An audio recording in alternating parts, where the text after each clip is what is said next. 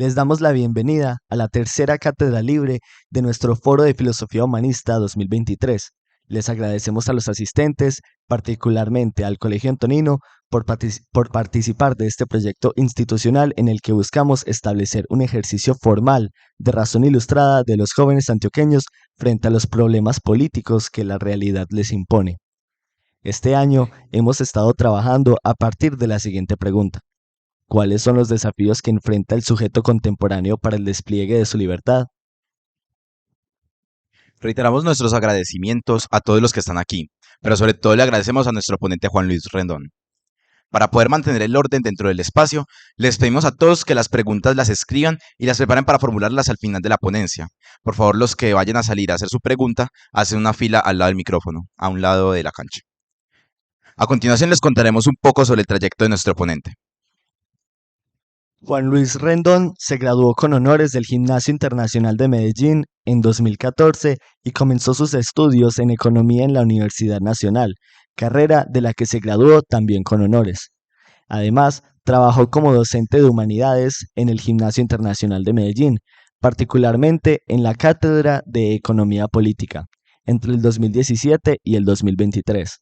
Entre sus muchos intereses filosóficos, políticos y literarios se destacan las obras de autores como Hermann Hesse, Marx y Aristóteles. Hoy nos sumergiremos en una perspectiva que desafía las concepciones convencionales sobre el dinero. Tradicionalmente, se le ha considerado como una entidad tangible y objetiva, una cosa que lubrica las ruedas de la economía, como el aceite en los motores de combustión. Pero ¿y si hubiera más en juego que eso? A medida que avanzamos en el siglo XIX y nos enfrentamos a los desafíos del capitalismo industrial, algunas mentes inquietas comenzaron a cuestionar estas ideas convencionales. Emergieron teorías monetarias contestaristas que argumentaban que el dinero no era simplemente una entidad física, sino que estaba intrínsecamente vinculado al crédito. Hoy conoceremos una de esas teorías, la teoría del dinero crédito inglesa, con el objetivo de comprender su tesis fundamental. El dinero es hijo del crédito, no su padre. Y con esto damos inicio a la cátedra. Bueno, buenos días para todos. Me- Vengo por acá al principio de esta presentación. Antes de comenzar, quiero agradecerle al gimnasio por volverme a abrir estas puertas por las que salí hace muy poquito, pero no está de más agradecer y espero, como ya les he hecho saber en cada espacio que he podido, que sigan siempre abiertas para estos espacios que finalmente apuntan a fortalecer el tejido social y la democracia local en la que habitamos y sobre todo en la que esperamos habitar, ¿cierto? Eh, Agradecer a los presentadores. eh, la presentación resume, creo que muy bien las razones por las que estoy aquí y más o menos el camino por el cual llegué a esta teoría que les voy a presentar hoy, ¿cierto? Luego, solo haría una pequeña modificación a la presentación. Y es que dentro de mis intereses sí es cierto que está Germán Hesse, pero pues yo hubiera preferido que pusieran a Cervantes porque de hecho por ahí voy a empezar, ¿cierto? Para, para como musa de este espacio quiero traer a la mejor musa que yo creo que tenemos en castellano, que es Sancho Panza, ¿cierto? Y entonces Sancho Panza en el volumen 2 del Quijote en algún punto está eh, alegando, como suele estar alegando, porque bueno, Don Quijote le viene incumpliendo con entregarle la isla o con los embrollos pues en los que se meten de cuenta de la locura del Quijote. Y en una de esas suelta la siguiente joya. Yo tenía o tengo un amigo que dice que sí, que toda la filosofía eh, occidental está en Platón, lo que además fue sintetizada por Sancho Panza, y yo creo que esto pues es muy, muy poderoso. Entonces están en una festividad y bueno, Sancho Panza loco por consumir más y y más vino y más cerveza y bueno, lo que sea. Y entonces dice lo siguiente: sobre un buen tiro de barra o sobre una gentil treta de espada, no dan un cuartillo de vino en la taberna. Habilidades y gracias que no son vendibles, más que las tenga el conde Dirlos. Pero cuando las tales gracias caen sobre quien tiene buen dinero, tal sea mi vida como ellas parecen. Y este es el punto. Sobre un buen cimiento se puede levantar un buen edificio. Y el mejor cimiento y zanja del mundo es el dinero. Entonces, quiero que tengamos eso en mente, lo que dice Sancho Panza. Sobre un buen cimiento se puede levantar un buen edificio y no hay mejor cimiento y zanja que el dinero. Ya quiero que tengamos ese eco aquí, casi como les dije, pues como musa. Bien, el crédito y la tecnología del futuro. Mm, esta cátedra entonces va a estar dividida en 5 momentos.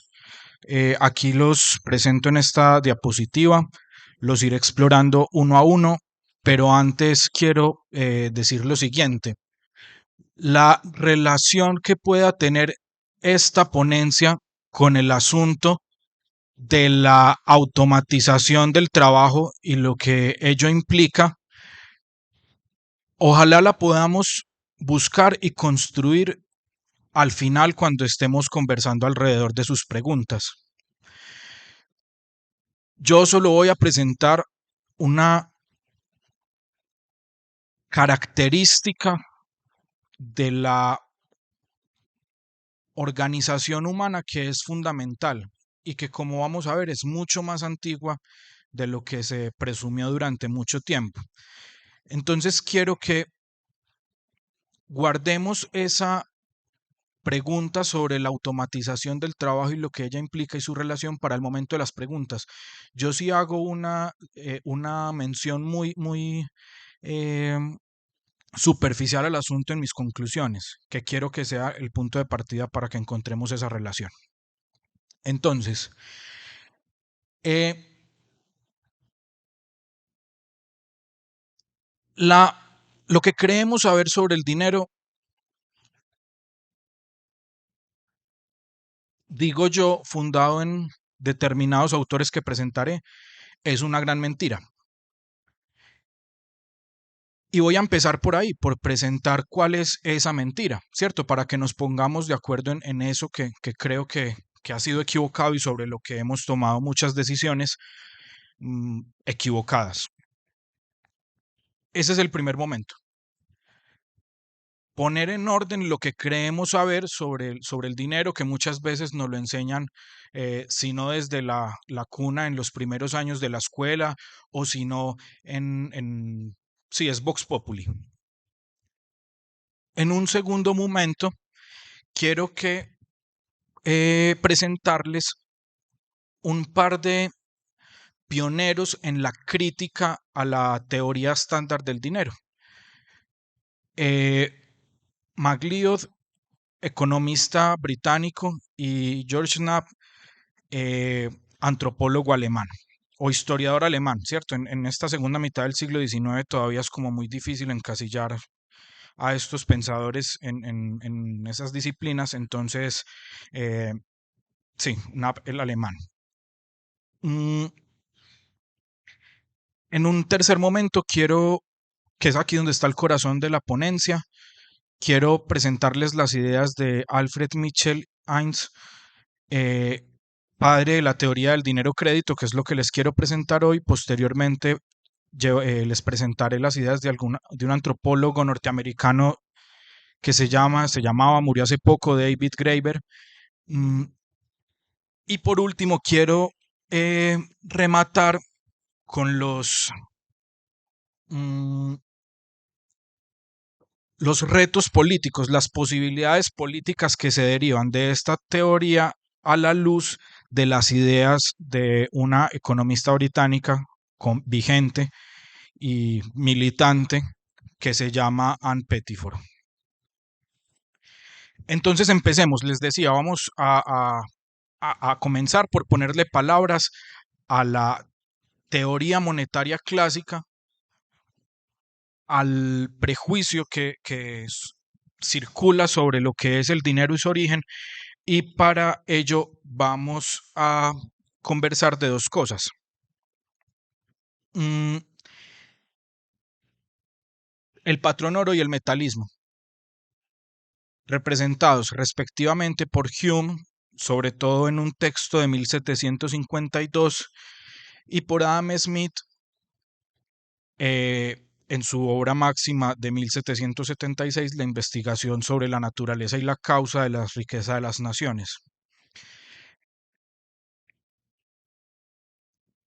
Durante buena parte del siglo XVIII, sobre todo la segunda mitad del siglo XVIII, aquellos que estaban buscando darle unos principios científicos a eso que hasta el momento había sido casi que un ejercicio retórico, que es la economía, directamente están contestando a dos planteamientos: a los planteamientos mercantilistas y a los planteamientos fisiócratas.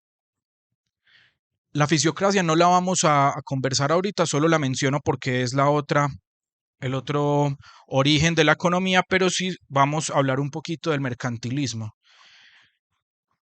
En la medida en que los mercaderes y los banqueros renacentistas empiezan a racionalizar sus prácticas, surge algo que en las facultades de economía se resume de la siguiente forma. Hasta que aparece la economía científica con Adam Smith, el principio de la economía internacional es: lo ideal es que para una nación el flujo neto de metales preciosos sea positivo. ¿Qué quiere decir eso? Que entre más oro del que sale, el flujo neto. Y entonces así nos resumen a los mercantilistas. Son aquellos que pensaban que el Estado tiene que propender por políticas que garanticen un flujo neto positivo de metales preciosos. Hume y Adam Smith y otros tantos no quedan del todo satisfechos con esa reducción de la actividad económica, ¿cierto? Y ambos desarrollan alguna idea de lo que es el dinero. Miren que hasta el momento no hemos hablado del crédito, que es de hecho el título de la ponencia. Vamos a hablar de él más adelantico. Y empecemos por lo que se suponía más primitivo, la parte más engañosa de todos, que es lo que creemos saber todos, y es que en un momento primitivo, miren, donde la esfera privada antecede incluso a la esfera pública, lo primero que ocurre es el trueque. Fulanito que produce vacas cambia con peranito cabras. O fulanito que tiene trigo cambia con aquel otro por pieles. ¿Sí? Pero que hay un momento donde las sociedades se vuelven muy grandes y los intercambios muy complejos para seguir sosteniendo el trueque. Y entonces ocurre lo siguiente: cuando esto es una cita textual, todo lo que tengo acá son citas textuales en general, dice Adam Smith en La riqueza de las naciones: a fin de evitar los inconvenientes derivados de estas situaciones, o sea, cuando el trueque se vuelve complicado, toda persona prudente en todo momento de la sociedad, una vez establecida originalmente la división del trabajo, procura naturalmente manejar sus actividades de tal manera de disponer en todo momento, además de los productos específicos de su propio trabajo, una cierta cantidad de alguna o algunas mercancías que en su opinión pocos rehusarían aceptar a cambio del producto de sus labores respectivas. ¿Qué está diciendo aquí Adam Smith? Mire, cuando hay división del trabajo y no todo el mundo produce de todo, pues la gente sensata intenta tener cierta mercancía que todo el mundo acepta. ¿Cómo se llama esa mercancía? Oro. ¿Cierto? Y ese es el origen del dinero. Cuando pues es lo que nos han enseñado. Cuando el trueque se hace inconveniente, Cuando el trueque es muy difícil, entonces todo el mundo intenta tener cierta mercancía de fácil intercambio. Y entonces nos han dicho por ahí, habremos escuchado que en determinadas sociedades se hizo intentos con sal, en otras con conchas, en otras con, bueno, muchas cosas muy distintas, pero que por ciertas propiedades como medio místicas, el oro prevaleció.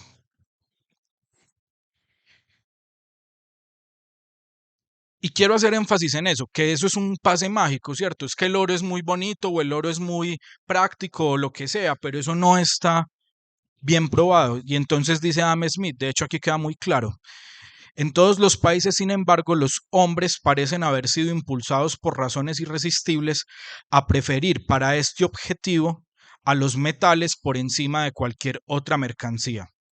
Los metales pueden ser no solo conservados con menor pérdida que cualquier otra cosa, puesto que casi no hay nada menos perecedero que ellos, sino que además pueden ser, y sin pérdida, divididos en un número indeterminado de partes, unas partes que también pueden fundirse de nuevo en una sola pieza. Entonces, miren, ahí sí hay una referencia a ciertas características físicas, entonces siempre se ha hablado de las características de los metales en las clases de química, que son dúctiles y maleables, bueno, todo lo que ustedes ya han escuchado en sus clases.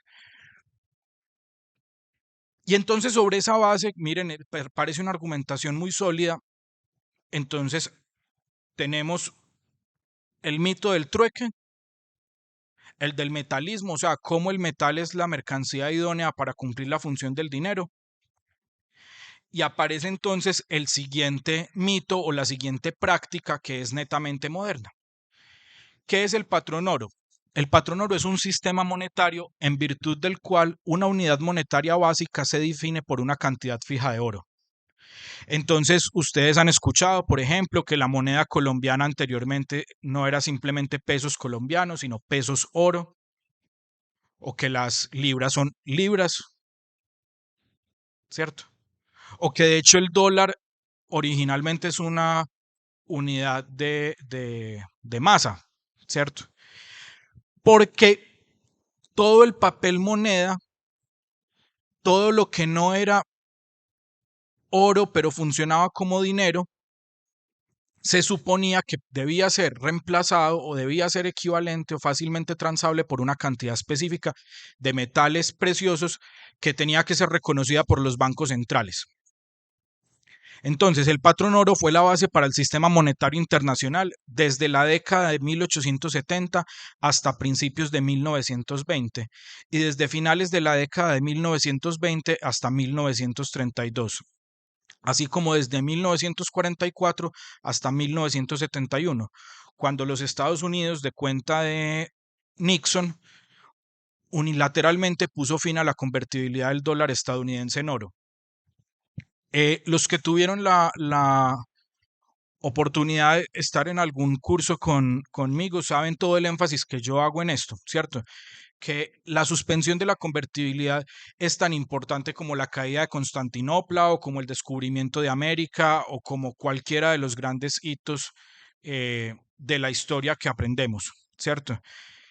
Y de hecho en su momento pasó desapercibido. Eso fue perdónenme la expresión, un golazo que metieron los Estados Unidos en 1971 y fue una decisión de escritorio que se tomó, si no me falla la memoria, un 15 de agosto, en plenas vacaciones de verano.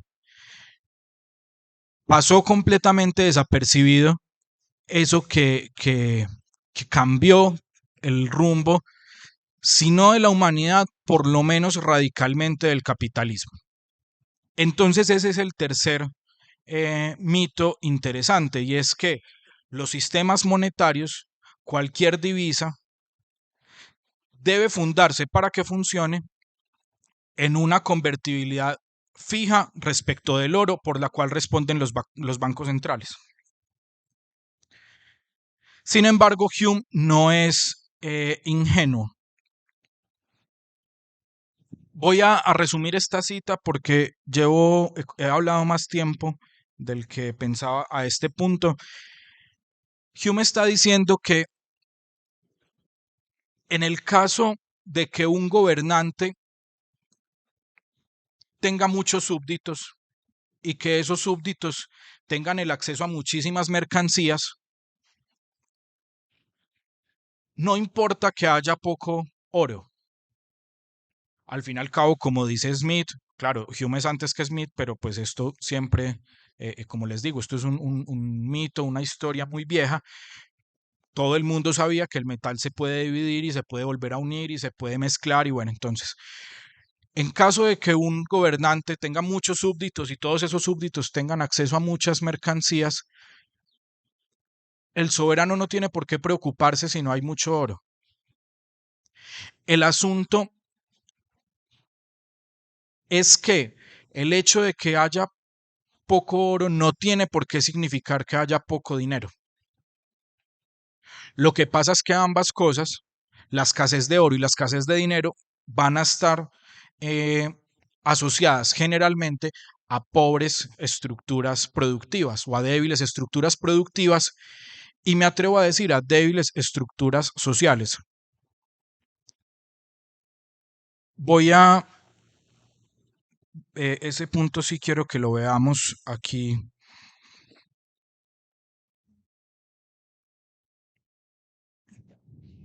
Cierto, Hume habla del cambio en las costumbres y los usos de la gente.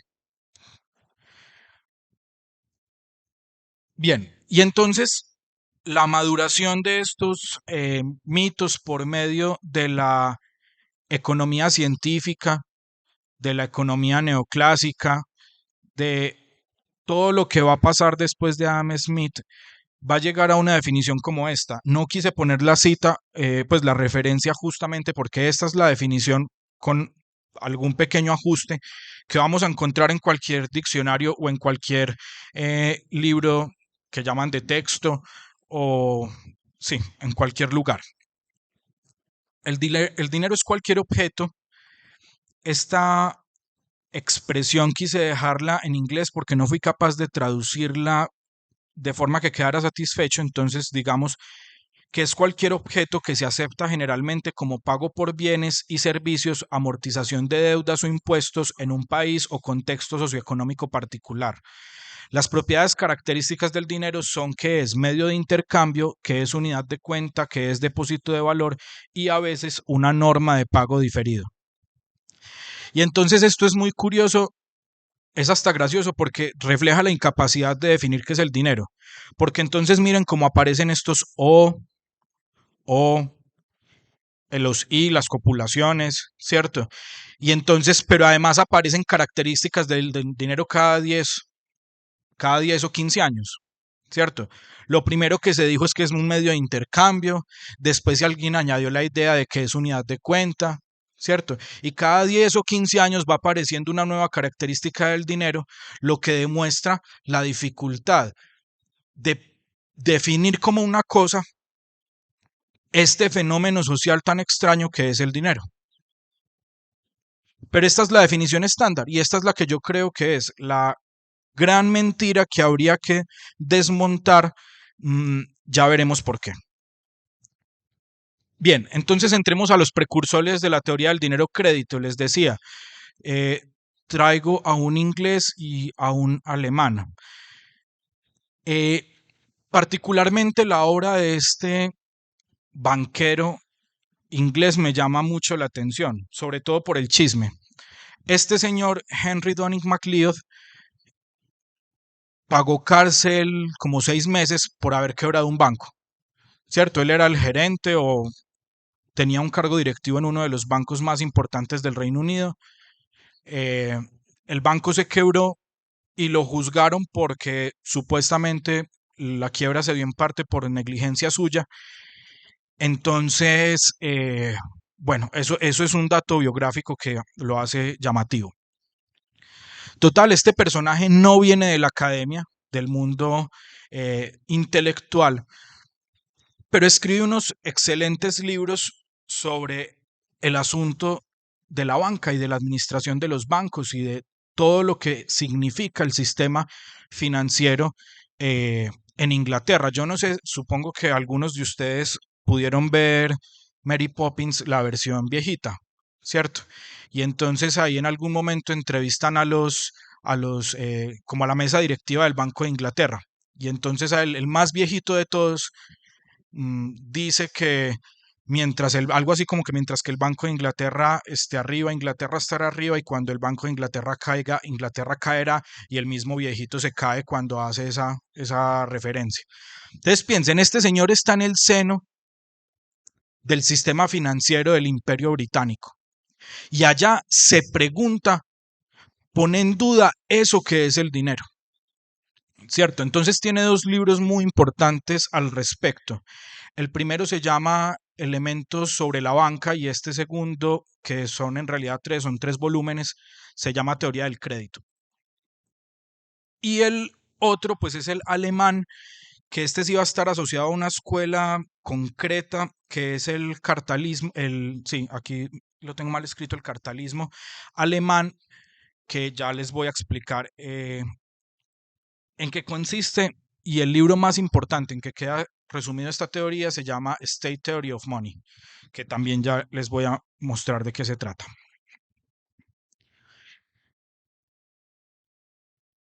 Entonces, en ese primer libro de 1891, MacLeod afirma lo siguiente: el dinero es únicamente la forma más elevada del crédito. Y eso es lapidario. Y eso es escandaloso en su momento, porque es que recuerden que es todo lo contrario. Primero nos dicen que aparece el trueque, cuando el trueque no alcanza, entonces aparece el dinero y el crédito parece ser una cosa que se inventaron unos loquitos en el Renacimiento bastante tarde. Entonces, cuando este tipo dice que el dinero es solamente una forma muy elevada del crédito, pues esto, sí, es realmente escandaloso. Total, le toca, pues entre otras cosas, por su propia curiosidad, pero por los eh, ecos que tiene esta afirmación, le toca hacer esa segunda obra, que es la teoría del crédito, en la que tiene que explicar, entrar a defenderse, porque fue que dijo eso tan horrible, ¿cierto? Y vamos a ver que no lo dice, no lo logra decir tan claro, ¿cierto? Esa verdad que encuentra en esa primera afirmación, pues cuando la tiene que explicar ya no le resulta tan fácil de explicar. Y entonces dice que el dinero es simplemente un derecho, y eso es como lo contrario a una deuda, por eso lo tengo en azul, váyanlo pensando, o un título para demandar algún producto o servicio de alguien más.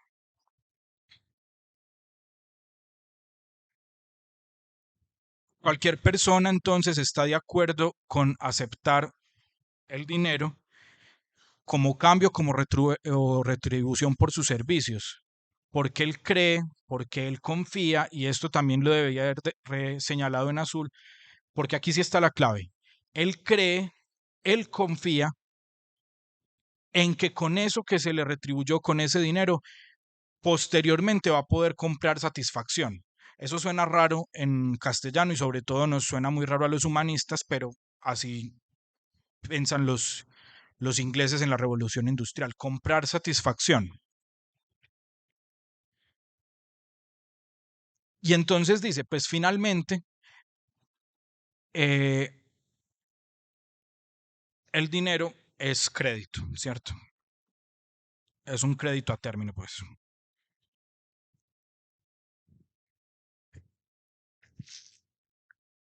Y les decía que el segundo punto por el que quería pasar antes de entrar ya a la formulación dura de la teoría del dinero-crédito es el capitalismo alemán.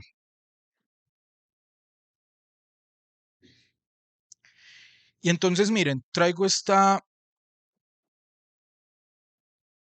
cita que dice, sí, the general exchange commodity is accordingly an institution of social intercourse.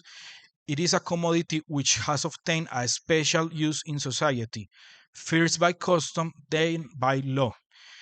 ¿Qué dice el cartalismo alemán? El cartalismo alemán que el dinero efectivamente no es dinero porque sea oro y el oro es muy valioso o es muy bonito, sino que el dinero lo es porque es la mercancía que reconoce el Estado para para el pago de los impuestos, básicamente. ¿Cierto? Es una mercancía que termina siendo reconocida por ley.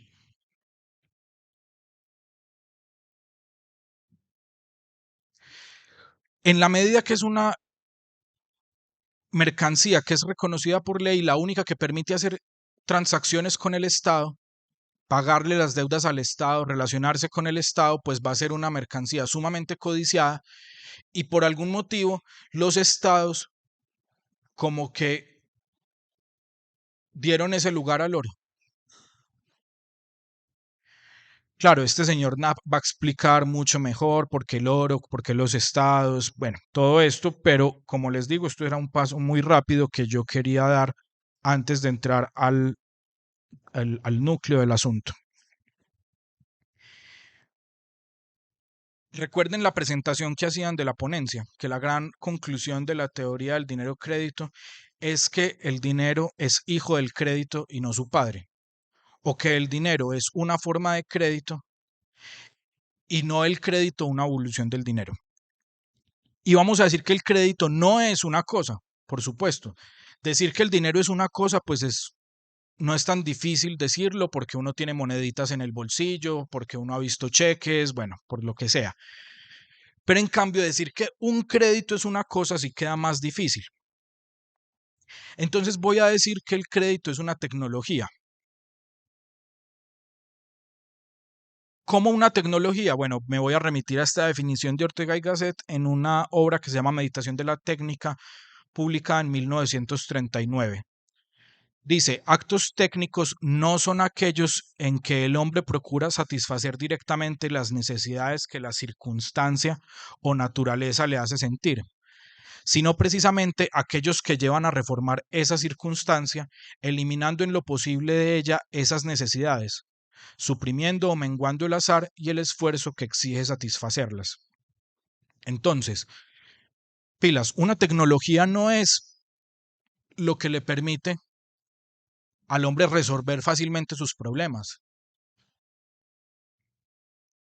sino una tecnología le permite al hombre superar esos problemas, inventarse otros, digamos,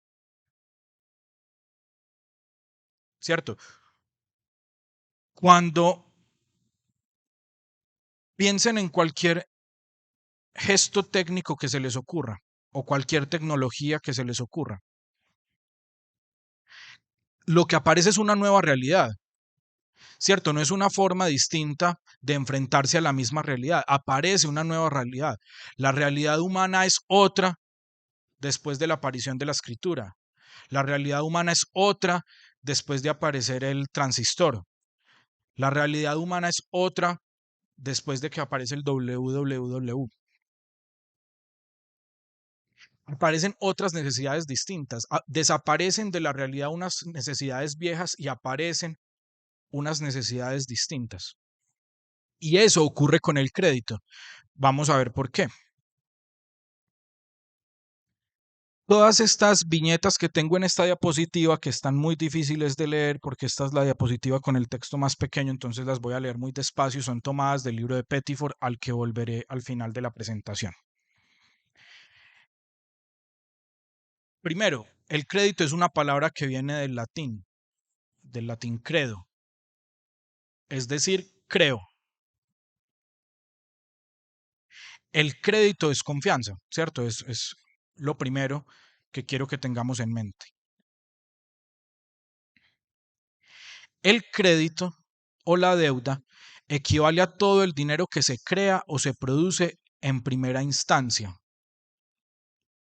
Esto lo vamos a entender ahorita. Aunque en algunos círculos resulte polémico, estas dos viñetas son las más importantes para entender por qué el crédito es una tecnología. Aunque en algunos círculos resulte polémico afirmar tal cosa, en mi opinión, en la de Pettiford, recuerden, estas son todas citas de Pettiford, en mi opinión, los sistemas monetario y financiero se cuentan entre los logros culturales y económicos más grandes de la humanidad. A consecuencia de la implantación de estos sistemas monetarios sólidos, se acabó, y aquí yo le hago una acotación a Pettiford, yo no diría se acabó, debió acabarse la escasez de financiación para la empresa privada o para el bien público. Y por último, que yo creo que aquí sí va a quedar muy claro por qué el crédito es una tecnología. Cuando la estructura financiera es sólida, cuando el sistema financiero es sólido, dice Pettiford, no tendría por qué escasear el dinero a la hora de acabar con los grandes azotes de la humanidad, la pobreza, la enfermedad y la desigualdad, ni tampoco a la hora de fomentar la prosperidad y el bienestar de la humanidad, financiar las artes y actividades culturales o asegurar la estabilidad de los ecosistemas. Volvamos sobre Sancho Panza. Sobre un buen cimiento se puede construir un edificio maravilloso y no hay mejor cimiento y zanja que el dinero.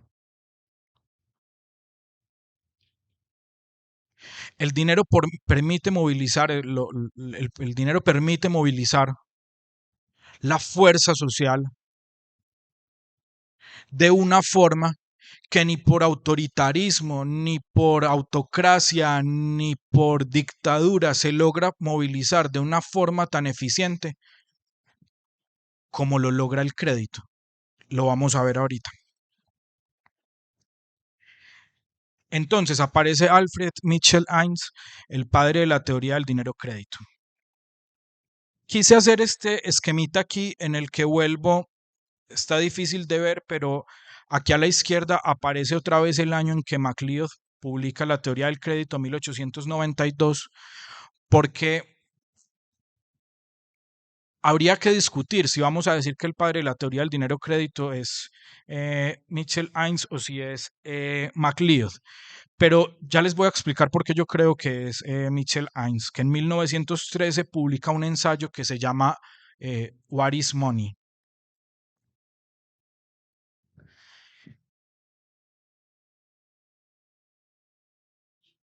Eh, miren, este señor publica este artículo ahí, en las puertas de la era de las catástrofes del siglo XX. Ahí, en plena ebullición de la Primera Guerra Mundial. Que la Primera Guerra Mundial conduce al advenimiento del poder hegemónico norteamericano en detrimento del poder hegemónico británico. Ahí es donde este señor escribe. Y escribe de cuenta de un fenómeno que también vive MacLeod y que es traumático para los ingleses, que ya vamos a ver cuál es. La crisis del patrón oro, que no es otra cosa que la crisis del imperio británico. Este periodo postrimerías del siglo XIX, albores del siglo XX, se caracteriza por lo siguiente. Escribía Hobsbawm en el 87, en una época en que estamos persuadidos de que el incremento de los precios, es decir, la inflación, es un desastre económico, puede resultar extraño que los hombres de negocios del siglo XIX les preocupara mucho más el descenso de los precios. Y en una cintura deflacionaria en su conjunto, ningún periodo fue más deflacionario que el de 1873 a 1896, cuando los precios descendieron en un 40% en el Reino Unido. La deflación no solo es positiva para quienes están endeudados, como bien lo sabe cualquiera que tenga que pagar una hipoteca a largo plazo, sino que produce un incremento automático de los beneficios, por cuanto los bienes producidos con un coste menor se vendían al precio más elevado del momento de la venta. A la inversa, la deflación hace que disminuyan los beneficios. Claro, nosotros, y sobre todo aquí en América Latina, difícilmente vamos a conocer una situación deflacionaria. Difícilmente vamos a llegar hoy al mercado y que en un año nos valga menos los mismos bienes. Pero es una cosa a la que temen los países industriales muchísimo, por lo que dice acá. Por ejemplo, cuando hay inflación, un crédito a largo plazo se hace muy llevable. Porque si la cuota son, voy a decir cualquier cosa, 100 pesos mensuales y 100 pesos cada vez alcanzan para más poquito, esos 100 pesos cada vez son menos representativos. Entonces, para quien está pagando un crédito, la inflación es un alivio. Y la deflación, pues al contrario, cada vez esos 100 pesos representan más renuncia para poder pagar esa cuota. Lo mismo pasa con el beneficio. Si yo voy a movilizar un capital para hacer una fábrica, yo qué sé, de escobas, y hay inflación, los materiales que yo compré para hacer las escobas y que finalmente convertí en escobas, cuando yo los vendo convertidos en escobas, los puedo vender más caros, ¿cierto? Si hay una ganancia importante. En el caso de inflación, pues ocurre al revés. Y eso era lo que estaba amenazando a los británicos durante la segunda mitad del siglo XIX, la deflación. Oiga, ¿y cómo puede haber deflación? O sea, ¿cómo es que una libra compra menos en un mundo regido por un patrón oro, donde una libra equivale exactamente a tanta cantidad de oro y entonces debería ser todo muy rígido? ¿Y cómo es que en una cantidad que apenas es poco más de 20 años, los precios prácticamente se han reducido a la mitad? Y entonces eso incomoda mucho a los economistas. Entonces hay unos que se van al polo de formalizar incluso por vía matemática la teoría monetaria clásica, esa que está basada en lo que presentó Smith y tal. Pero algunos otros como MacLeod y Mitchell Hines presentan alternativas distintas. Entonces, en ese contexto, ante esa conmoción de la deflación, o sea, este señor Mitchell Hines hace su vida, su juventud, en una trayectoria sostenida de deflación, pues entonces, esa es la primera característica del contexto en el que escribe este señor que me parece importante. El otro es que es un hombre que hace carrera diplomática con el Imperio Británico y la hace en Oriente. Él fue embajador, estoy seguro que en Egipto y creo que también en la India. Ha hecho el fundo del primer equipo de fútbol de Egipto. No recuerdo en este momento cómo se llama, pero este señor, aparte de escribir este artículo y otro, fundó el primer equipo de fútbol en Egipto. Entonces, básicamente escribió tres. Ah, bueno, y entonces esa carrera diplomática de alguna forma lo llevó a interpelar toda la certidumbre que él tenía sobre los valores y la moral que él había vivido en Inglaterra, ¿cierto? Entonces les decía que él escribió, bueno, no dos textos, escribió tres.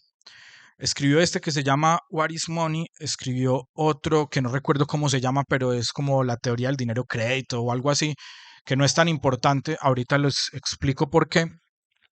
Y escribió otro documento en el que yo me baso al momento de afirmar que esa vida como diplomático fue muy importante, y es un texto sobre cómo se vive el amor en Oriente. ¿Qué quiere decir amar en el Oriente Próximo? O sea, para él, esa experiencia vital de haber sido embajador del Imperio Británico en Oriente lo llevó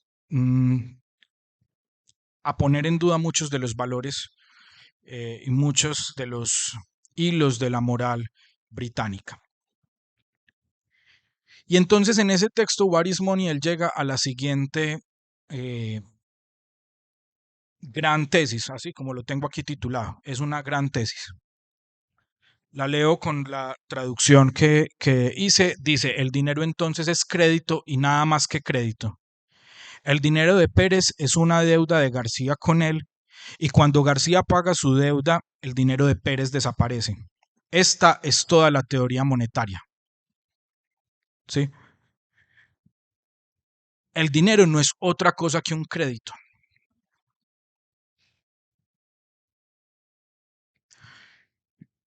El billete que usted pueda tener en el bolsillo es un pagaré, ¿cierto? Usted se arrima a cualquier lugar donde esa divisa tenga alcance y le tienen que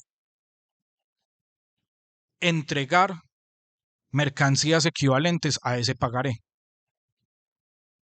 ¿cierto? Esta es la gran tesis de Mitchell Innes, y que fue, yo creo que fundamental para el desarrollo posterior de la teoría monetaria, aunque nunca se le reconoció. Pero bueno, voy a darle uno de los argumentos que a mí más me gusta que él provee en este artículo. Me gusta mucho por lo simple. Él dice que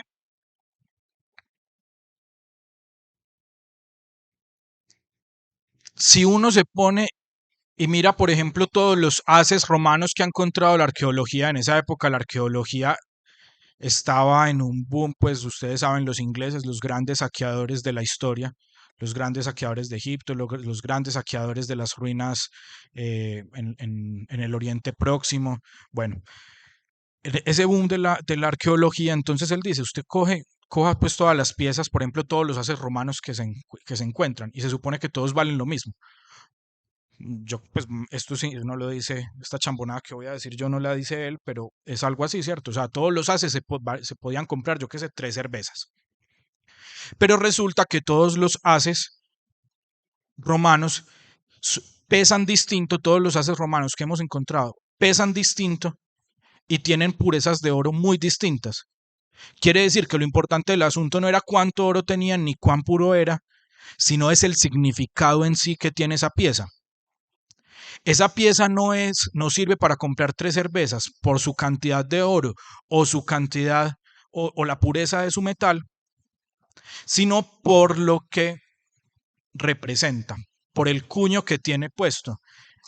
El César, o bueno, todos vemos que las monedas tienen un cuño. Y entonces, entendemos esto, el dinero de Pérez es una deuda de García con él, y cuando García paga su deuda, el dinero de Pérez desaparece. Esa es toda la teoría monetaria. Y entonces llegamos a esta diapositiva en la que quiero. Ay, aquí se me perdió una diapositiva se me desordenaron. Denme un segundo. Yo hago Sí, en efecto se desordenaron. No, dejémosla ahí.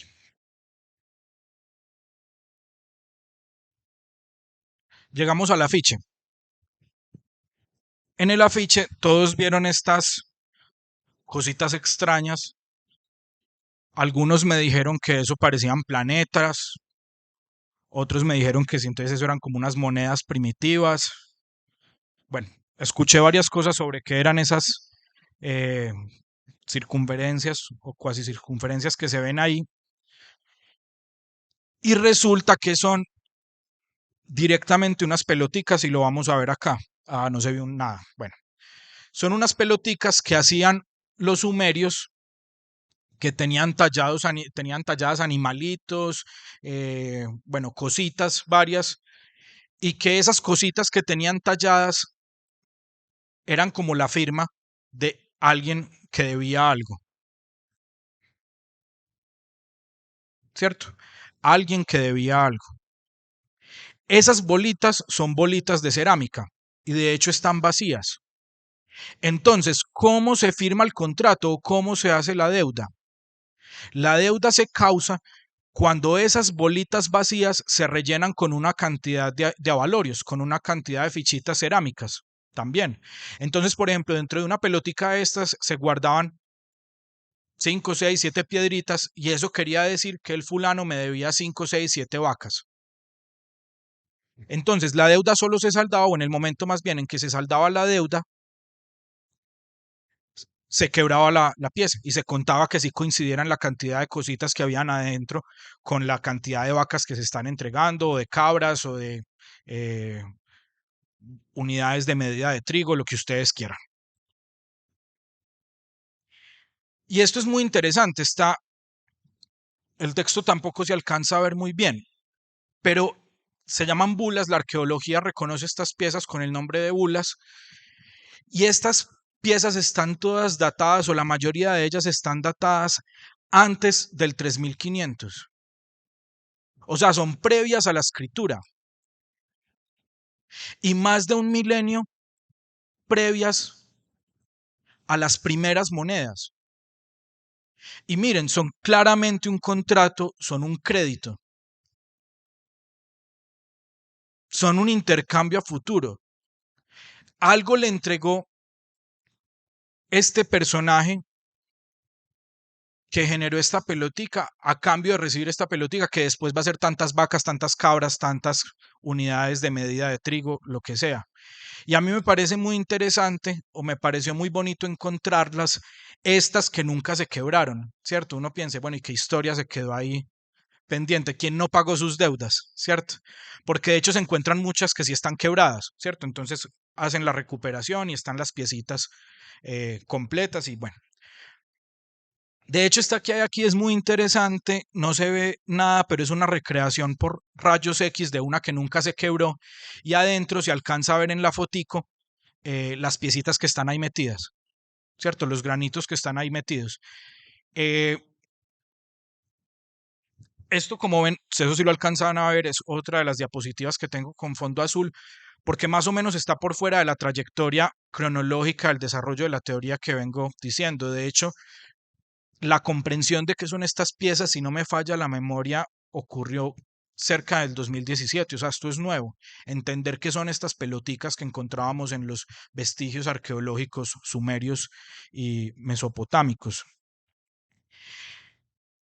Y me parece un argumento durísimo, porque también va por la simpleza del que más de un siglo atrás dio Michelines cuando decía, oiga, las monedas todas son muy distintas, entonces no puede ser que su valor esté asociado a la cantidad de oro o a la pureza del oro que tienen.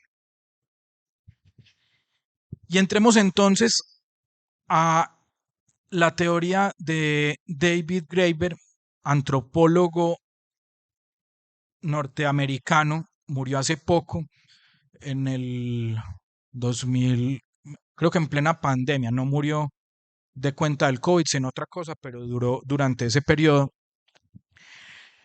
que escribe dos libros, escribe muchísimo, pero escribe dos libros llamativos que formalizan la teoría del dinero crédito. El uno es hacia una teoría antropológica del valor, del que no voy a hablar mucho, solo voy a decir que es un libro maravilloso porque parte de la siguiente pregunta, oiga, ¿por qué diablos usamos la misma palabra para referirnos por lo menos a tres cosas muy distintas? El valor económico, los valores morales o los valores éticos y el valor lingüístico. Usamos esa misma palabra para tres problemas completamente distintos, pues ¿qué tendrán en común esos tres problemas? Y entonces arma un libro maravilloso, muy académico, eso sí, muy pesado, pero maravilloso. Y en el 2011 publica otro libro. Aquí tengo el título en inglés, Death, the First 20,000 Years, que en castellano simplemente se tradujo como En deuda. Pero pues yo hubiera sido más literal porque me parece mejor, simplemente yo hubiera dicho el crédito o la deuda los primeros 5.000 años, en el que Graeber encuentra un carácter doble en el crédito que a mí me parece interesantísimo. Y es el siguiente. El argumento esencial es que todo intento de separar política económica de política social es definitivamente erróneo. Recuerden, es antropólogo. O sea, él no está hablando aquí de Obama hace 15 años o de... No, él está hablando aquí de la política en sus versiones más primitivas. ¿cierto? Entonces, el argumento esencial es que todo intento de separar política económica de política social es definitivamente erróneo. Los teóricos de la deuda primordial, ¿qué quiere decir eso de la deuda primordial? Pues contéstenme esta pregunta, ¿usted de dónde es? Y ustedes van a contestar, yo soy de Colombia, o bueno, si hay alguien aquí que no es colombiano, yo soy de tal parte. Uno nace con una deuda con las generaciones pasadas, y esas generaciones pasadas, pues en el caso nuestro, se llaman Colombia, pero en general uno tiene una forma de deuda de compromiso adquirido desde el momento en que nace con la nación del que uno nunca logra salir, y eso se llama la teoría de la deuda primordial, que la desarrollan antropólogos y también algunos economistas, y entonces los teóricos de la deuda primordial insisten en que siempre han sido la misma cosa, la política social y la política económica. Los gobiernos usan los impuestos para crear dinero y son capaces de hacerlo porque se han convertido en los guardianes de la deuda que todos los ciudadanos tienen con todos los demás. Esta deuda es la propia esencia de la sociedad. Existe desde mucho antes que los mercados y el dinero. La deuda, saberme hijo de, y ese hijo de es de fulano, pero también de tal patria, por ejemplo, y patria, pater, recuerden, saberme hijo de esa deuda, está en el corazón de lo que después se va a objetivar como un sistema crediticio y mucho tiempo después como el dinero.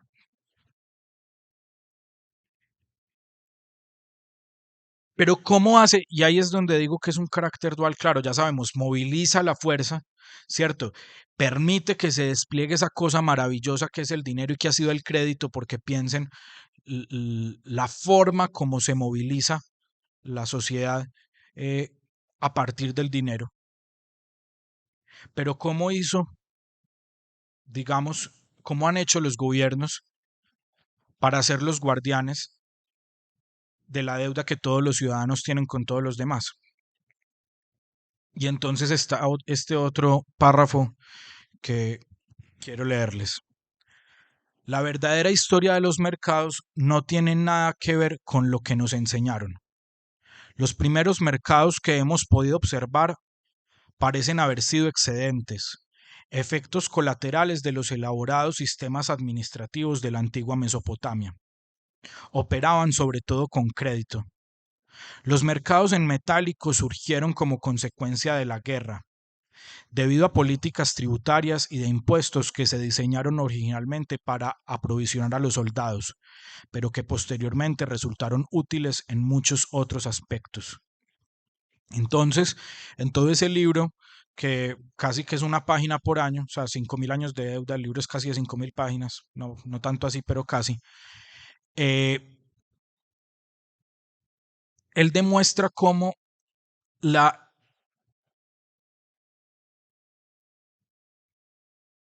a ver, la elección de los metales preciosos como mercancía privilegiada para cumplir la función dinero tiene que ver con las guerras, con los conflictos bélicos a muchas escalas, ¿cierto? El sistema de monedas de los romanos, los sistemas de monedas de los griegos, incluso ya entrados en el medioevo, hay un ejemplo paradigmático que es el, el, el imperio de Carlomagno, que de hecho fue muy efímero, pero su moneda se utilizó casi 800 años en el papel. No circulaban, no existían, no habían monedas circulando de esas características. ¿Sí?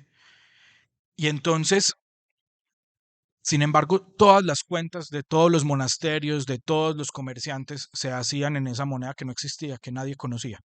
Bueno, pero entonces, las monedas metálicas, demuestra Graeber, no tengo tiempo para explicar eso, la aparición de las monedas metálicas van a estar relacionadas con la financiación de la guerra, ¿cierto?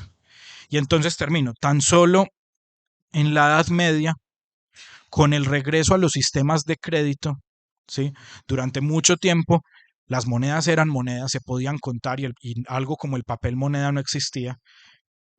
Entonces, en el medioevo, que como les han enseñado también, entonces desaparece el oro y desaparece la plata y entonces todo parece enfriarse en la historia occidental. Volvemos a un sistema netamente crediticio, claramente crediticio. Entonces, regresan los sistemas de crédito, surgen las primeras manifestaciones de lo que podemos llamar populismo de mercado. ¿Qué quiere decir eso? La idea de que los mercados podrían existir independientemente de y enfrentados a los estados, como ocurrió en el Océano Índico desde los musulmanes.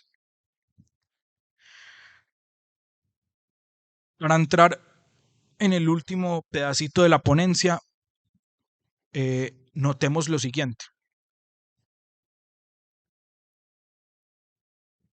Si vamos a los sumerios y a Mesopotamia, nos vamos a encontrar que el mercado existe porque hay un estado con unas reglas de juego muy rígidas que permiten la confianza suficiente para que se dé una cosa tan riesgosa como es el mercado. ¿Quién me garantiza? Vámonos por un segundo a Babilonia. ¿Quién me garantiza que tanto de trigo es tanto de trigo? ¿Cómo lo puedo medir? ¿Cómo puedo medir la pureza de los metales? ¿Cómo puedo saber que fulanito no se me va a desaparecer, cierto? Eso es posible en la antigua Mesopotamia solo porque hay estados, estructuras administrativas muy fuertes. Pero en el medioevo aparece la idea de lo contrario, que el Estado lo que pasa es que está en contra del mercado. Y entonces, por ejemplo, los burgos, nos han explicado que los burgos son una especie de formación externa a los feudos, o sea, allí donde ocurre el mercado está por fuera del Estado. Y entonces aparece una falsa competición entre el Estado y el mercado. Y entonces, resumiendo ese carácter dual del crédito, sí, moviliza a la humanidad como la moviliza, y el crédito en su forma de dinero, moviliza a la humanidad como la moviliza, pero para sostenerlo, en muchos casos, por no decir en todos, va a estar asociado a la guerra. Y lo vamos a ver durante el siglo XX. El dólar es dólar por las guerras. La libra fue libra por las guerras. Y entonces Graeber termina su libro muy descorazonado. Pero entonces, 3 años después, viene esta señora Ann Pettifor, economista británica, que escribe 2 libros. Ella, hasta donde yo recuerdo, no hace ninguna referencia a Graeber, pero sí a Michelines y sí a Polanyi, que también iba por aquí cerquita, y a Knapp, y bueno, o sea, sí conocía la teoría del dinero crédito, de hecho la profesa. No conoce la síntesis que hace Graeber, creo yo, y escribe 2 libros. El primero de ellos circuló sobre todo en la comunidad de los países del Reino Unido especialmente, que se llamó Just Money. Y en segundo momento tenemos La producción del dinero, que ese sí circuló a nivel mundial. De hecho, fue traducido al castellano, un libro muy importante, relativamente fácil de conseguir, además muy cortico. Se los recomiendo a todos los que quieran profundizar un poco en lo que voy a exponer ahorita antes de terminar, y es lo siguiente.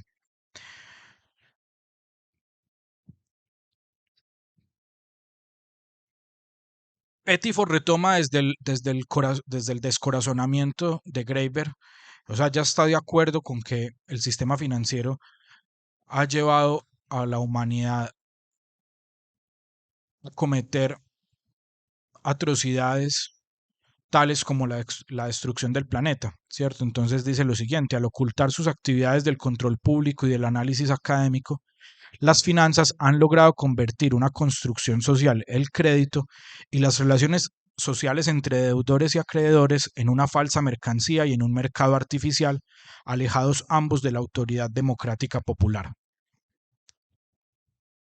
Y pongo esta notica en azul, que puede ser problemática porque eso está sucediendo en este momento, pero pensémoslo un segundo. Pensemos en el caso de Odebrecht. Las políticas de varios países del continente convertidas en el comodín operativo para el incremento de las rentabilidades de la transnacional, que como otras, a pesar de sus orígenes industriales, sustenta actualmente sus niveles de ganancia en las operaciones bursátiles. Odebrecht, empresa de origen brasilero, surge en el contexto de la dictadura, prospera muchísimo a partir de la construcción y hoy por hoy sabemos que más o menos 10 países latinoamericanos han puesto toda su maquinaria y podríamos decir toda su moneda, todo su sistema monetario a favorecer los niveles de ganancia, claro, de cuenta de corrupción, de cuenta de compra de funcionarios y de servidores públicos y todo lo que ya sabemos. Entonces ha puesto a las monedas nacionales a producir rentabilidad para ella. Y entonces, sí, Pettiford lo reconoce. Y dice lo siguiente, también, hemos aprendido de la crisis del 2008 que sin una regulación y una supervisión adecuadas, los mercados no pueden comprar y vender la confianza, ni la desconfianza existente entre deudores y acreedores. El resultado de intentar hacer tal cosa es la destrucción de la confianza en el dinero y en las instituciones políticas y financieras. La crisis ha demostrado una vez más que las relaciones entre las personas en una sociedad, sus valores y sus normas no pueden comprarse y venderse como simples mercancías, productos elaborados o servicios. Solo podrán defenderse mediante el establecimiento de normas, auditorías y regulaciones democráticamente acordadas. Si se cae entonces todo el sistema de confianza, porque si para que haya un crédito tiene que haber confianza, si se cae todo el sistema de confianza, ¿qué son los millones de dólares que atesora Odebrecht o que atesora el Grupo Aval o que atesora, eh, yo qué sé, JP Morgan o Musk? No son nada, no son nada. Son deudas, deudas que valen solo porque alguien está dispuesto a pagarlas. Si se desmorona ese sistema de confianza, de hecho esas fortunas estratosféricas no tienen sentido. Recuerdo una actividad que hice con los de 11 en una de las últimas clases que tuvimos el periodo pasado, qué pena que les voy a hacer quedar mal, en la que hicimos el ejercicio de poner en el tablero la cifra aproximada de la fortuna de Elon Musk. ¿Sí? ¿Se acuerdan más o menos cuántos minutos se demoraron para poder leer ese número? ¿Cierto? Cerca de media hora siquiera para poder darle palabras a ese número.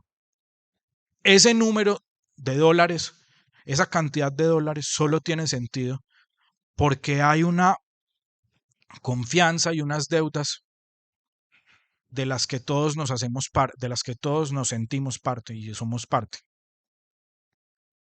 Y que moviliza la fuerza social como la moviliza. Y entonces, con gran simplicidad, remata Pettiford en algún punto lo siguiente.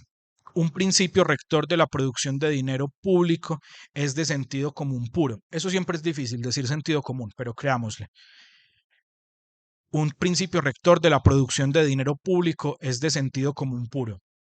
Que las finanzas creadas por el sector privado para actividades productivas deben ser estimuladas y tasadas a la baja. ¿Cierto? La empresa privada, y no nos debe dar miedo decirlo, creo yo, debe ser debidamente financiada.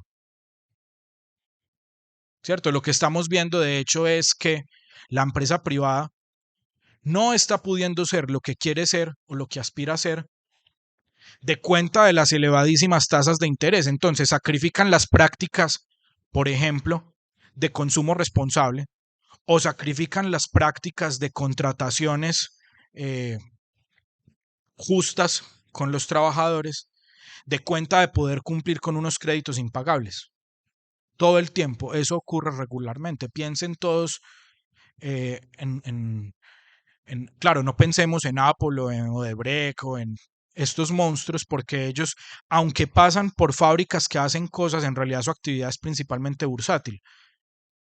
Pero pensemos en los papás de ustedes que puedan tener una carnicería o que tienen bueno, lo que sea, cualquier fábrica de cualquier cosa. Quizá, porque todos tenemos que financiarnos, pero quizá si hubiera unos créditos regidos por unas reglas democráticamente acordados, podrían llevar su actividad, la carnicería, la zapatería, lo que ustedes quieran, bajo unas prácticas mucho más justas y mucho más cercanas, por ejemplo, a los ideales del consumo responsable. Y entonces, al contrario, la producción de dinero para la especulación debería ser enérgicamente desalentada por las autoridades y cargada con altas tasas de interés.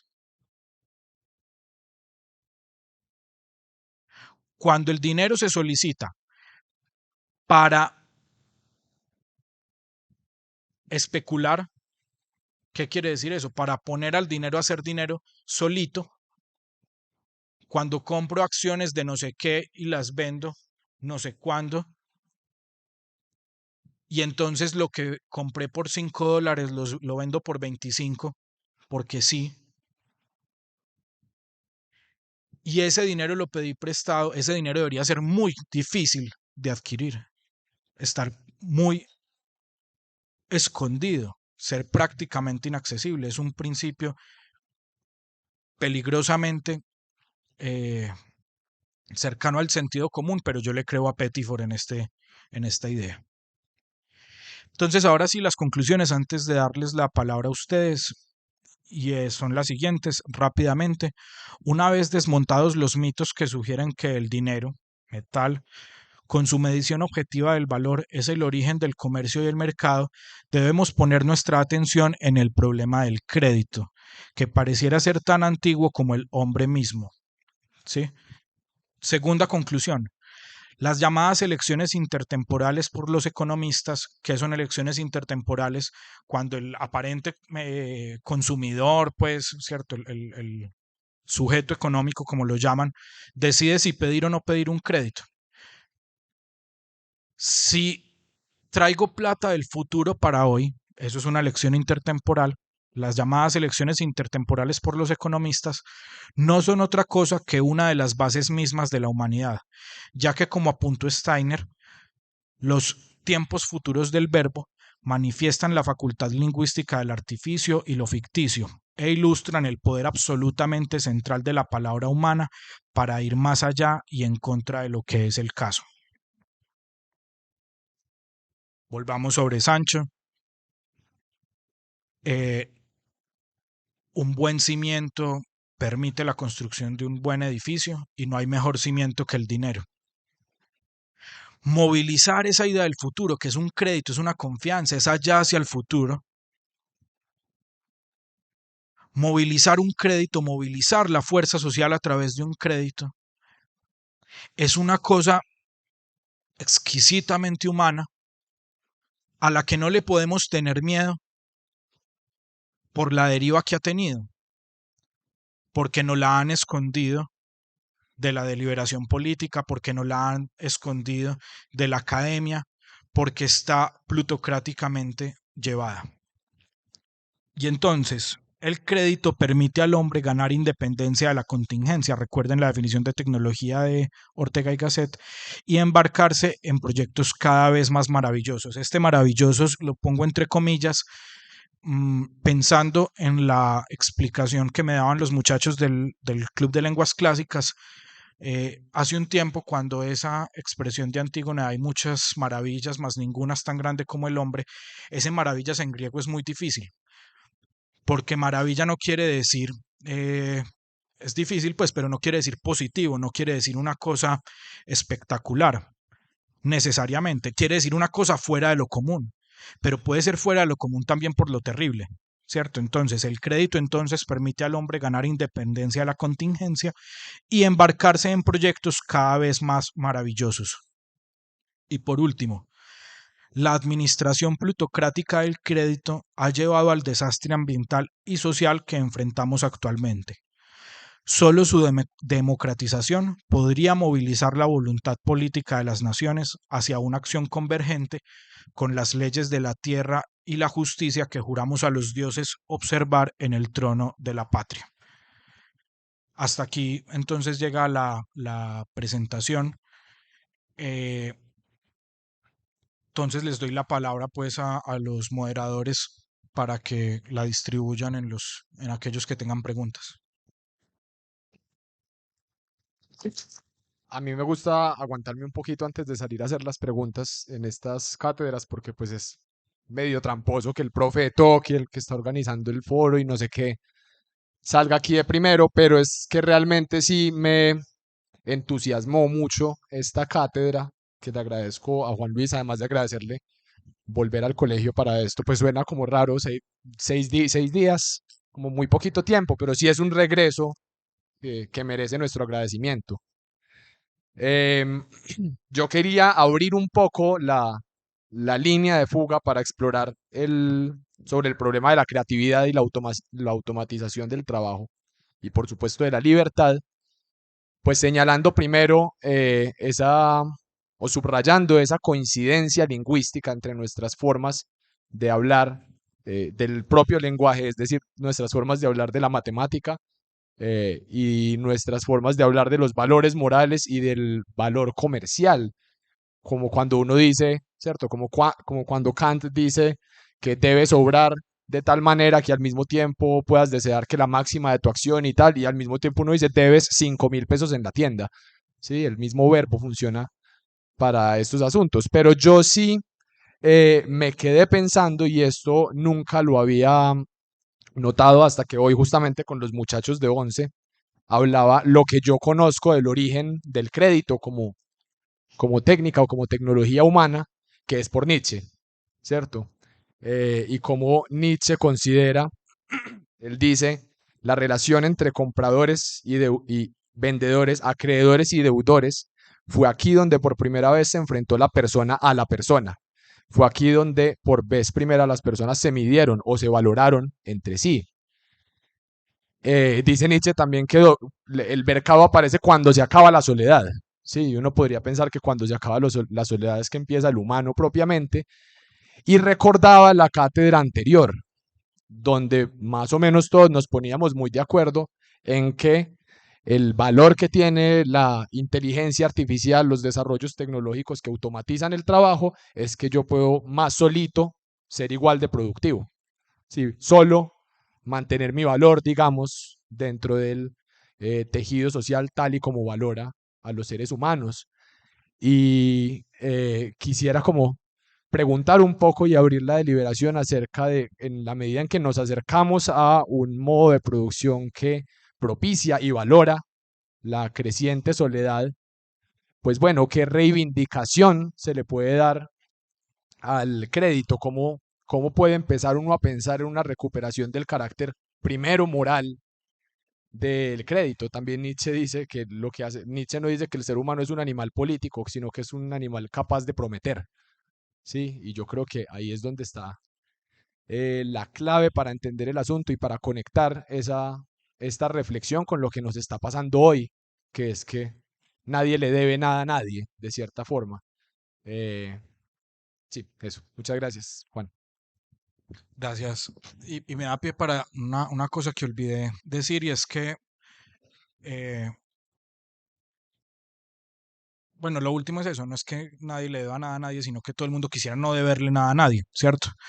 Eh, y traigo a colación un ejemplo explorado por Graeber en el libro En Deuda, y es que él habla de una discúlpenme que sea torpe con el uso de las categorías de la antropología, no soy antropólogo, pero habla de un grupo de tribus africanas que tienen la siguiente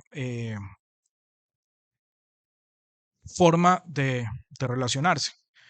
Cuando por algún motivo una familia cambia de habitación, cambia de un lugar a otro, lo primero que tiene que ocurrir con un vecino es que se establezca una deuda, ¿cierto? El vecino va a llegar y te va a pedir algo, lo que sea, una vaca, una gallina, eh, una tacita de sal, lo que sea. Es una deshonra pagar esa deuda, que te paguen esa deuda, porque quiere decir romper el vínculo. Entonces, cuando tú vas a pagar esa gallina, se espera que no pagues una gallina, sino media gallina o 3 gallinas o una vaca, de manera que eso se convierte en una deuda que nunca se salda, que no se puede ni siquiera cuantificar, porque es la garantía del vínculo. Si esa gallina que yo presté me la pagaran con una gallina, quiere decir que estoy rompiendo el vínculo. Quiere decir usted no es bienvenido en este vecindario, digamos. Y entonces eso me parece crucial, porque se conecta de hecho con el asunto del crédito, porque lo que claro, los africanos no firman ningún tipo de contrato y en eso Graeber es muy claro, no firman o sea, es un crédito puro, no firman ningún tipo de contrato, ni hay garantías ni prendas de esa deuda, la deuda queda ahí, punto. Pero en la modernidad resulta que el crédito es el no crédito, porque hay que tener, entonces te hipotecan la casa y entonces el crédito viene con un seguro y entonces vemos cómo esa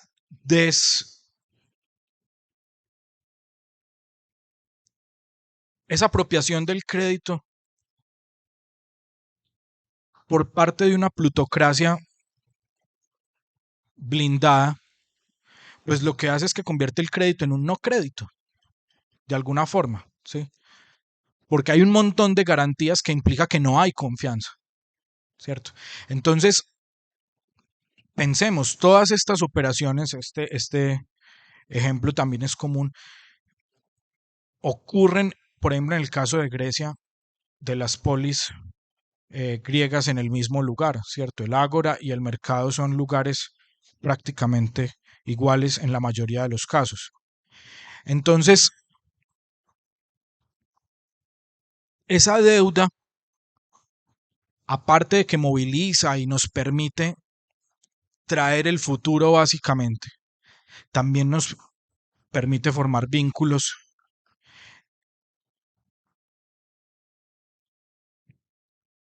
de muchas formas, ¿cierto? Doy el caso de los griegos, pero doy el caso también de los africanos o, bueno, muchos que podemos ver en el que ese crédito además tiene el valor de que eh, estrecha el tejido social, estrecha las puntadas del tejido social, ¿sí? Creo que eso es muy, muy importante también y que lo vi en la presentación porque se me olvidó. Adelante, muchachos. Listo, entonces seguiría Santiago. Bueno, yo te iba a preguntar era más sobre la deuda hoy en día, porque, pues, o sea, la pregunta es que si las sociedades o nuestras economías modernas son capaces de permitir que nosotros sigamos endeudándonos masivamente. ¿Por qué digo esto? O sea, en el sentido de que, por ejemplo, en Estados Unidos, Santi, pero te paro un momento para que me lo precises.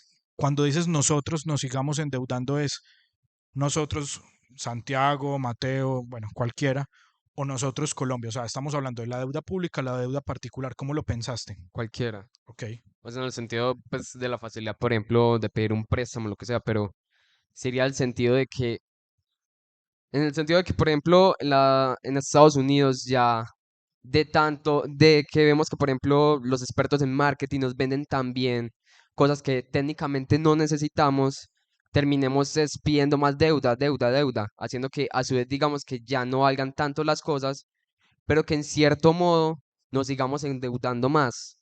Y hasta qué punto una economía sería sostenible que todos sus individuos le van a un banco o al mismo gobierno.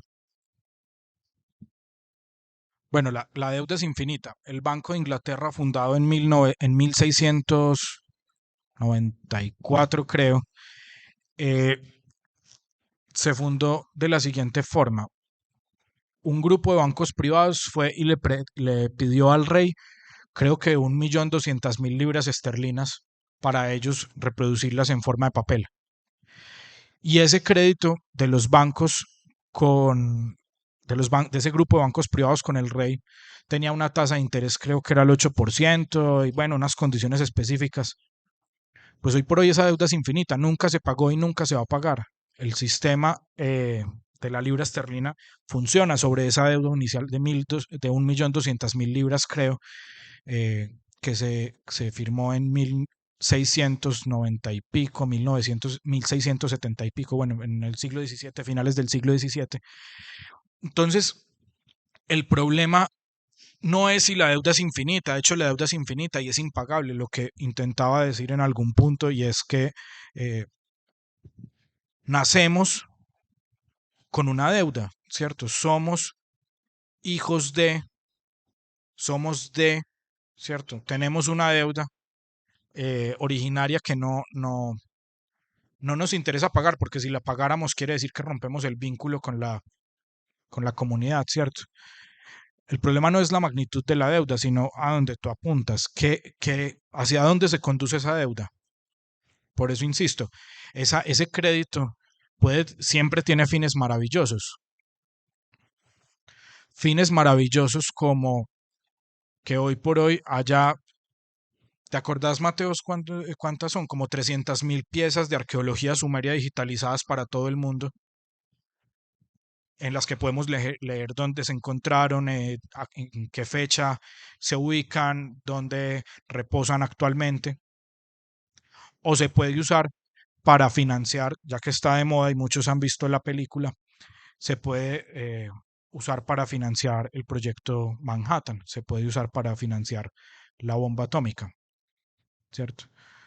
¿Algún día el mundo va a pagar la deuda de la bomba atómica? No nos interesa y no se sabe si la vamos a pagar. Es una forma de movilizar a la humanidad y la podemos movilizar mm, para muchas cosas muy distintas, maravillosas todas. Por eso el problema es político y no de despejar la tasa de interés que mantiene el precio del oro, ¿cierto?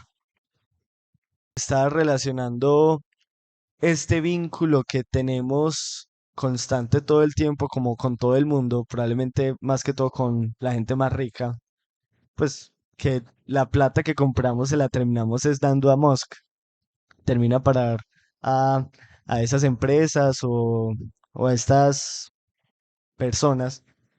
Y quería ver la relación de esto con la desigualdad, ¿cierto?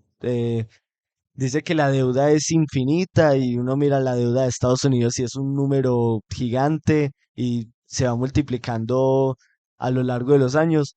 Y sin embargo, vemos cosas como la desigualdad y la desigualdad económica, eh, una brecha que pues por un lado se ensancha con el paso del tiempo, pero que necesita acortarse. Y ese, y sí siento que tiene una relación con la deuda, pero sigue sin ser completamente clara, o al menos eh, qué es lo que, mm, qué es lo que, a dónde tenemos que poner el punto cuando estamos hablando de esos dos pesos en el tema del crédito. Voy a proponer aquí una forma muy quizá violenta de decir las cosas, pero que puede ilustrarlo la pregunta de Mateo. La desigualdad quiere decir finalmente que hay ricos muy ricos y pobres muy pobres. ¿Qué quiere decir ser pobre? Quiere decir escasez de dinero, ¿cierto? Es pobre quien tiene dinero escaso, o más bien tiene, sí, para quien el dinero es escaso. Si nos montamos en la idea de que el dinero no es una cosa y por tanto no puede ser escasa, no hay justificación para que el dinero sea escaso. Entonces vemos, insisto, en que el problema viene siendo otra vez político. El problema es cómo se accede a la deuda, ¿cierto? Y voy a ser muy categórico en decir aquí a la deuda y no al crédito, porque si fuera crédito, sí le entregaríamos dinero a todo el que lo necesite para satisfacer sus necesidades, por lo menos inmediatas, ¿cierto?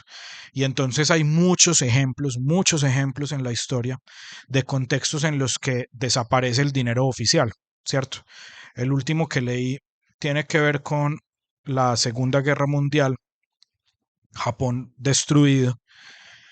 Entonces, lo que empiezan a circular son unas promesas sumamente difusas, unos papelitos sumamente difusos en los que los militares occidentales firman dinero a futuro cuando estén otra vez en su país de origen.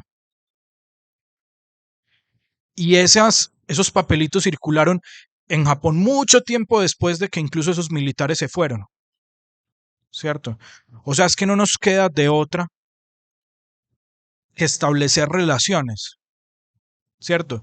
Aunque sea sobre la firma de los propios invasores, unos papelitos firmados por los propios invasores, papelitos que tiempo después, años después, todavía circulaban y ya ni siquiera se habían visto, perdón, ya ni siquiera podían verse las firmas del inglés o el norteamericano inicial que la firmó, sino que habían era un montón de caracteres japoneses los unos sobre los otros, porque es que no nos queda otra cosa que establecer relaciones para poder enfrentar eh, la realidad, para poder conjugar los verbos en futuro, ¿sí?